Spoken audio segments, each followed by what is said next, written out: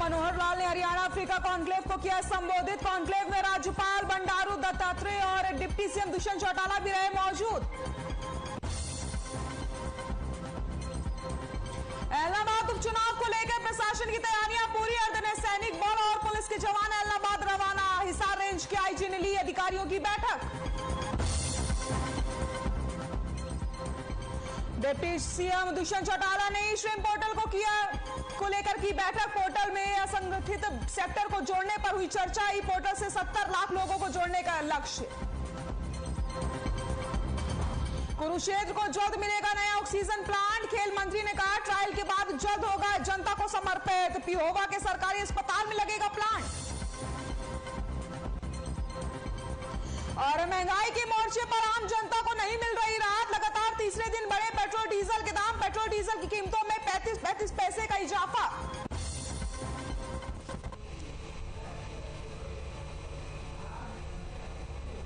नमस्कार, हर खबर हरियाणा में आप सभी का स्वागत है। मैं हूं आपके साथ सृष्टि शुक्ला। रुक करते हैं खबरों का। सिरसा जिले के इलाहाबाद विधानसभा सीट के उपचुनाव के लिए अब चंद घंटे ही बाकी रह गए हैं। उपचुनाव को लेकर के पुलिस प्रशासन पूरी तरीके से तैयार हो गया है। प्रशासन की तरफ से पूरी तैयारियां कर ली गई हैं। सुरक्षा के मद्देनजर अर्धसैनिक बल के जवानों और पुलिस के जवानों को इलाहाबाद के अलग अलग क्षेत्र में रवाना कर दिया गया है। बरनाला रोड पुलिस लाइन में पहुंचे हिसार रेंज के आईजी राकेश आर्या ने पुलिस के उच्च अधिकारियों और अर्धसैनिक बल के उच्च अधिकारियों के साथ बैठक भी की। उन्होंने कहा कि उपचुनाव शांतिपूर्ण व निष्पक्ष तरीके से कराने के लिए 34 अर्धसैनिक बलों की कंपनियां मंगवाई गई हैं और 65 पेट्रोलिंग कंपनियां इलाहाबाद क्षेत्र के चप्पे चप्पे पर नजर रखेंगी। वहीं उन्होंने कहा कि बॉर्डर एरिया को पूरी तरीके से सील कर दिया गया है और संदिग्ध व्यक्तियों पर विशेष तौर पर नजर रखी जा रही है।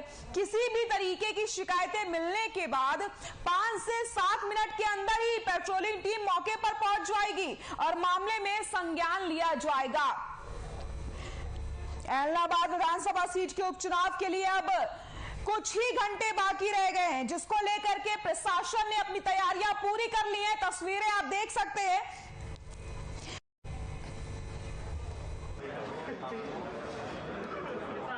आप यहाँ पे हमारी जो फोर्स के साथ ब्रीफिंग थी उसमें भी सुन रहे थे कि कल के इलाहाबाद उपचुनाव के लिए तमाम तरह की सुरक्षा व्यवस्था कर ली गई है। जो सभी बूथ हैं उन पर पर्याप्त संख्या में ड्यूटीज लगाई गई हैं। जिन बूथों को संवेदनशील और अति संवेदनशील वल्नरेबल आइडेंटिफाई किया है, चिन्हित किया है, उन पर अलग से एक्स्ट्रा ड्यूटीज लगाई हैं, जिनमें पैरामिलिट्री की हमारी जो सेक्शंस हैं और प्लाटून्स हैं वो भी शामिल हैं। इलाहाबाद उपचुनाव के लिए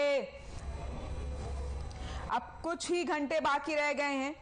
उपचुनाव को लेकर पुलिस प्रशासन भी पूरी तरीके से तैयार है। प्रशासन की तरफ से पूरी तैयारियां कर ली गई हैं। सुरक्षा के मद्देनजर अर्धसैनिक बल के जवानों और पुलिस के जवानों को इलाहाबाद के अलग अलग क्षेत्र में रवाना कर दिया गया है। बरनाला रोड पुलिस लाइन में पहुंचे हिसार रेंज के आईजी राकेश आर्या ने पुलिस के उच्च अधिकारियों और अर्धसैनिक बल के उच्च अधिकारियों के साथ बैठक भी की है।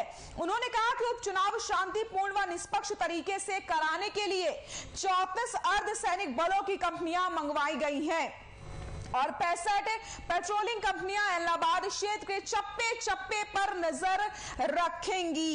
वहीं उन्होंने कहा कि बॉर्डर एरिया को पूरी तरीके से सील कर दिया गया है और संदिग्ध व्यक्तियों पर विशेष नजर रखी जाएगी। किसी भी तरीके की शिकायतें मिलने के बाद 5 से 7 मिनट के अंदर ही पेट्रोलिंग टीम मौके पर पहुंच जाएगी और मामले में संज्ञान लिया जाएगा।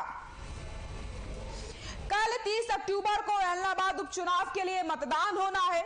सुबह 7 बजे से लेकर शाम 6 बजे तक मतदान की प्रक्रिया जारी रहेगी। आपको बताते चले उपचुनाव के लिए कुल 211 पोलिंग बूथ बनाए गए हैं, जिसमें 121 पोलिंग बूथों को संवेदनशील और अति संवेदनशील की श्रेणी में रखा गया है।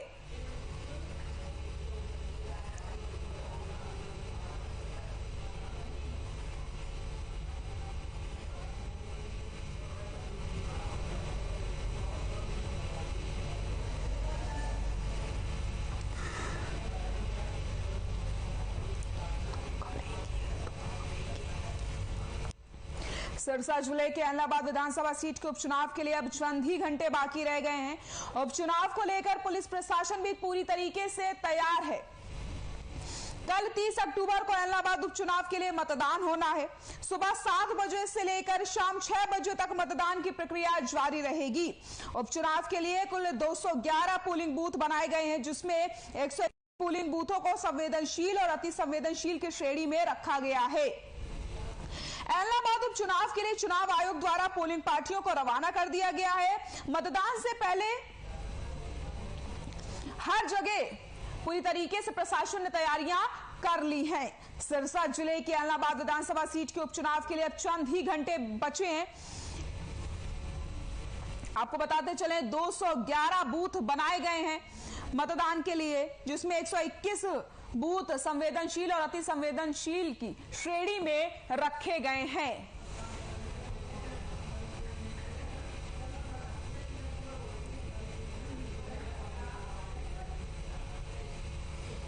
30 अक्टूबर को एलनाबाद उपचुनाव के लिए मतदान होना है। सुबह 7 बजे से लेकर शाम 6 बजे तक मतदान की प्रक्रिया जारी रहेगी।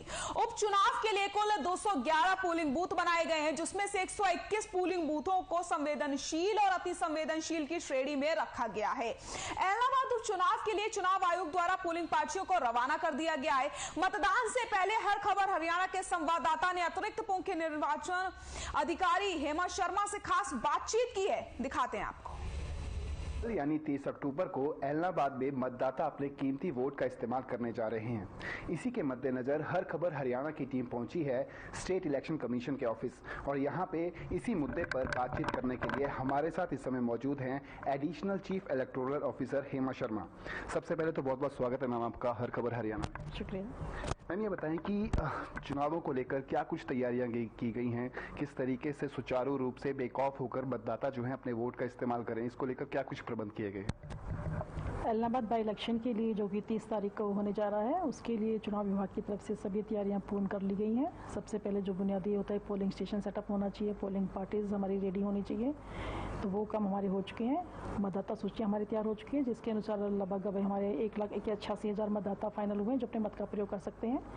और उनको मत डालने के लिए जो पोलिंग स्टेशन की रिक्वायरमेंट होती है वो 211 पोलिंग स्टेशन एलनाबाद उपचुनाव के लिए कंस्टिट्यूंसी में सेटअप किए गए हैं। उन पर सभी बुनियादी सुविधाओं की जो समीक्षा थी वो डिस्ट्रिक्ट इलेक्शन ऑफिसर द्वारा कर ली गई है।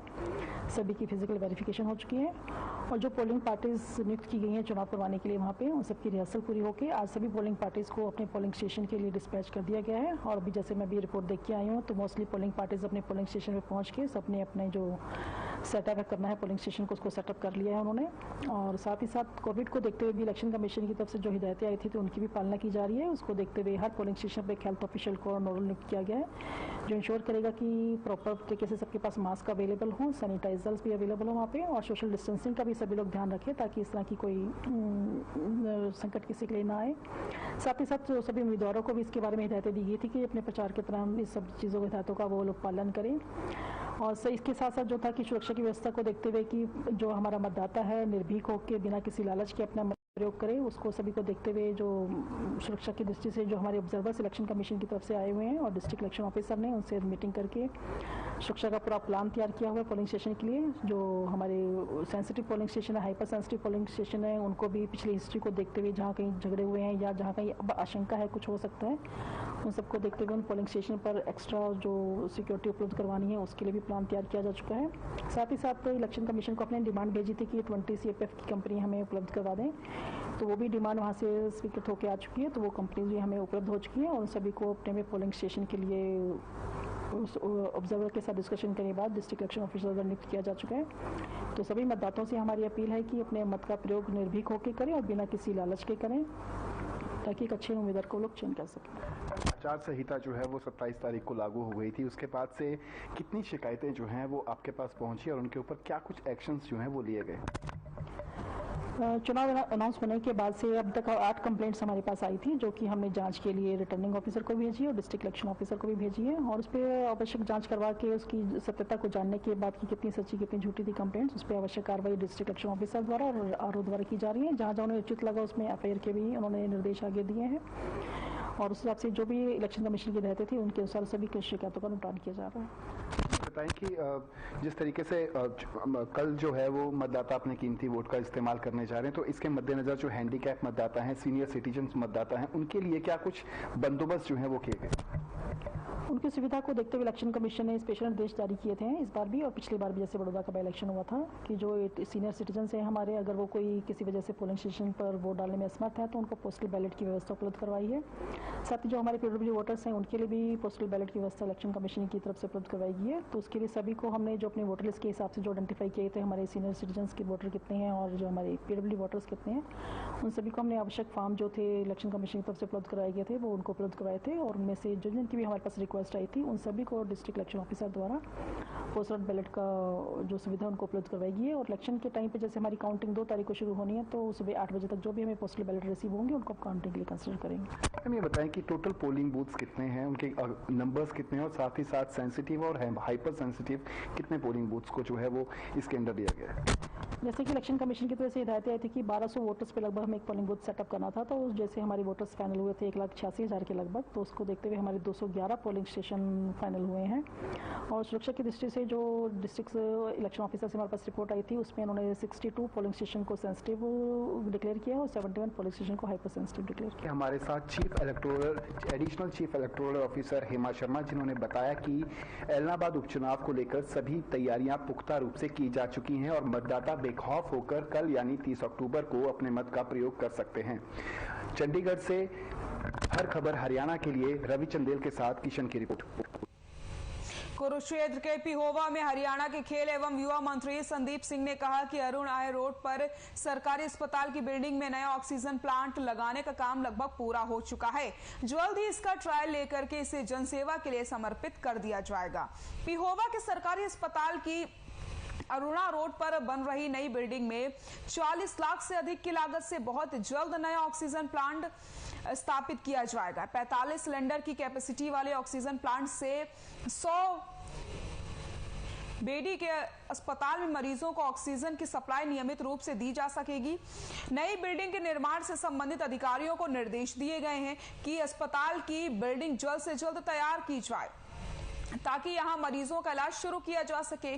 खेल मंत्री सरदार संदीप सिंह ने बताया कि प्लांट का काम लगभग पूरा हो चुका है। कुछ ही दिनों में कंपनी इसका ट्रायल लेकर इसे स्वास्थ्य विभाग को हैंडओवर कर देगी।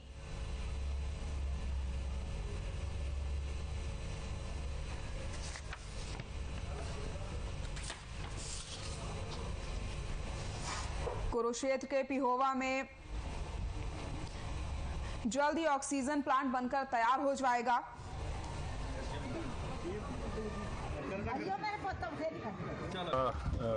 हमारे नौजवान साथी थे जिनकी रोड एक्सीडेंट में डेथ हुई, तो मैं उनका अपनी तरफ से, अपने निजी कोष की तरफ से 2-2 लाख रुपए उनको मैंने अनाउंस किया, उनको दूंगा मैं। और देखिए, भरपाई तो हम नहीं कर सकते, जो इंसान चला गया, तो हम दुआई करते हैं कि उनकी जो फैमिली है वो हैप्पीली, खुशी आगे अपना जीवन व्यतीत करे। कुरुक्षेत्र के पिहोवा में हरियाणा के खेल एवं युवा मंत्री संदीप सिंह ने कहा कि अरुणा आय रोड पर सरकारी अस्पताल की बिल्डिंग में नया ऑक्सीजन प्लांट लगाने का काम लगभग पूरा हो चुका है। जल्द इसका ट्रायल लेकर इसे जनसेवा के लिए समर्पित कर दिया जाएगा।